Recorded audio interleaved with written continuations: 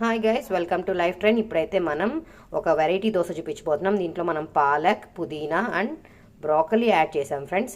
మనమైతే దోశల పిండిని ఇలా తయారు చేసుకున్నాం. ఇది బ్రౌన్ రైస్ అండ్ మినప్పప్పు అంటే పొట్టు మినపప్పుతో చేసిన దోశల పిండి అనమాట. ఒక 2 లాడిల్స్ అంటే 2 స్పూన్ల మనం ఇది తీసుకొనేసి దాంట్లోకి ఇలా వెజిటబుల్స్ యాడ్ చేసేసుకున్నాం. చూడండి, వెజిటబుల్ యాడ్ చేసేసుకుని ఇలా మిక్స్ చేసేస్తున్నాం. సో బ్యాటర్ ఇలా రెడీ అయిపోయింది ఫ్రెండ్స్. దీంట్లో ఒక ఆనియన్ కూడా మనం యాడ్ చేసాం.